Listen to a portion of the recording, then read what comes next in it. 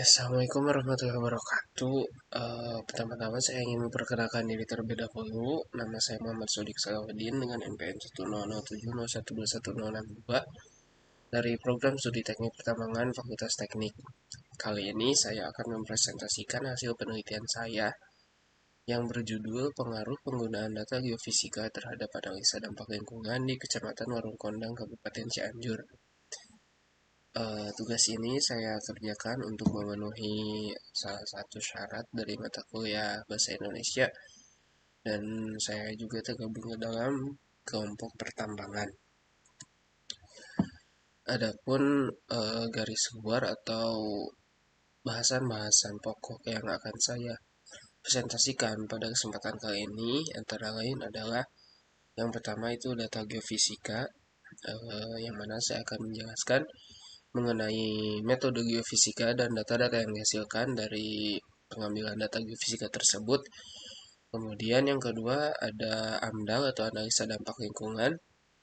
Yang ketiga ada pengaruh dari kedua hal tersebut, yaitu pengaruh data geofisika terhadap kegiatan analisa dampak lingkungan yang dilakukan. Kemudian ada hasil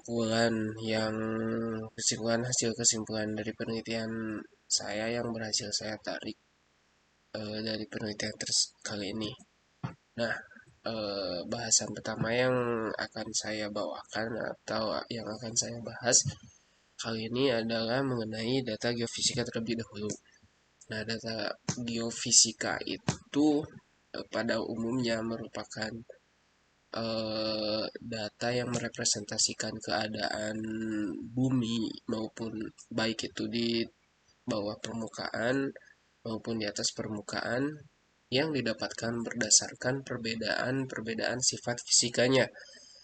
Sebagai contoh, sebenarnya ada dua contoh atau dua metode dari geofisika ini.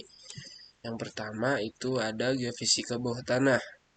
Geofisika bawah tanah pada dasarnya adalah upaya kita atau suatu metode untuk mengetahui lapisan batuan yang ada di bawah tanah ataupun situasi kondisi tertentu yang ada di bawah tanah dengan menggunakan perbedaan sifat-sifat fisika yang ada pada batuan. Sifat-sifat fisika tersebut dapat berupa perbedaan ketahanannya terhadap energi listrik, kemudian sifat kemagnetannya atau sifat lancarnya merambatkan gelombang dan lain-lain. Nah, dari perbedaan sifat fisika tersebut kemudian lahir metode geofisika bawah tanah yang beragam. Yang sudah tadi saya sebutkan seperti perbedaan ketahanan terhadap energi listrik yang dapat ditentukan dengan metode resistivity meter, kemudian sifat kemagnetan yang dapat diketahui dengan geomagnetik, dan ada gamma ray, ada rapat gelombang, dan masih banyak yang lainnya. Nah, geofisika bawah tanah ini biasanya digunakan dalam masa awal-awal tahapan eksplorasi, khususnya di bidang pertambangan, untuk mengetahui lapisan apa saja yang ada di bawah tanah. Nah, jenis geofisika yang berikutnya adalah penginderaan jauh atau yang biasa disebut dengan remote sensing. Nah, jika geofisika yang sebelumnya itu berfungsi untuk mengetahui situasi dan kondisi di bawah permukaan tanah, penginderaan jauh atau remote sensing ini adalah metode geofisika yang berfungsi untuk mengetahui situasi dan kondisi yang ada di atas permukaan bumi dengan beberapa parameter yang dapat kita tentukan. Nah, parameter apa saja yang dapat kita tentukan? Contohnya itu bisa kita ketahui suhu permukaan bumi di luas wilayah tertentu dengan menggunakan metode penginderaan jauh ini. Kemudian parameter berikutnya kita bisa mengetahui gas SiO2 yang muncul di sekitar gunung berapi dengan menggunakan satelit. Kemudian kita dapat mengetahui situasi di sekitar daerah penelitian dengan data citra, apa ya, banyak sebenarnya output-output yang dapat kita hasilkan dari aspek kegeologian, dari aspek mitigasi bencana alam, dan aspek-aspek lainnya yang dapat kita manfaatkan dengan metode penginderaan jarak jauh ini.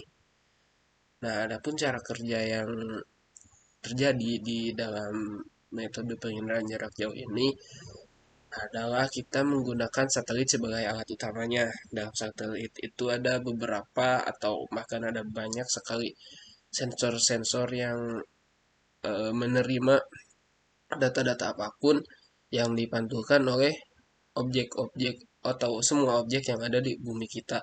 Kemudian data-data yang dipantulkan tersebut dikirim lagi ke receiver yang ada di bumi, kemudian diolah oleh brandware, software, dan hardware yang ada di bumi. Kemudian menjadi data yang kita kehendaki. Nah, selanjutnya kita akan membahas tentang analisa dampak lingkungan. Analisa dampak lingkungan atau AMDAL itu sendiri sebenarnya merupakan dokumen suatu tipe dokumen yang diharuskan pemerintah kepada industri-industri yang berpotensi membahayakan lingkungan sekitar. Contohnya adalah pertambangan ya yang paling besar. Nah, AMDAL di pertambangan itu sendiri berlaku terhadap pertambangan yang sudah intensitas produksinya sudah intens, sudah sering, atau dilihat dari luasan wilayah produksinya yang sudah sangat luas. Kalau tidak salah itu mencapai 800 hektar lebih gitu. Nah, adapun pengaruh data geofisika dalam pembuatan dokumen AMDAL ini atau kegiatan analisa dampak lingkungannya itu sendiri sangat berpengaruh ya, di antaranya adalah dari segi efektivitas dan efisiensi yang jika mana tidak melibatkan data geofisika di dalam kegiatan AMDAL, otomatis ada biaya yang harus dikeluarkan untuk analisa secara langsung yang dilakukan secara lama atau dalam jangka waktu yang panjang. Analisa secara langsung ini apa analisa secara langsung ini yang pertama tidak efisien dan efektif dari segi cost, juga dari segi safety pun, dari segi keamanan tidak terlalu aman ya, karena jika kita secara langsung menganalisa ada saja potensi bahaya yang akan kita dapatkan. Nah, dengan melibatkan data geofisika ini, analisa secara langsung dapat dikurangi atau mungkin ditiadakan untuk beberapa tahap dan digantikan dengan pengambilan data geofisika yang dilakukan secara tidak langsung ini dengan keakuratan yang masih bisa digunakan. Nah, contohnya seperti data geofisika bawah tanah yang ada di Kecamatan Lorong Kondang di Kabupaten Cianjur ini dapat kita lihat dengan menggunakan data geofisika kita bisa mengetahui lapisan apa saja yang ada di bawah permukaan tanah. Dengan mengetahui lapisan apa saja yang ada di bawah permukaan tanah, kita dapat melakukan manajemen atau konservasi bahan galian dari sebelum kita menebang pohon pertama dalam proses pertambangan. Nah, dengan ini kegiatan pertambangan berjalan dengan sesuai analisa dampak lingkungan yang ada.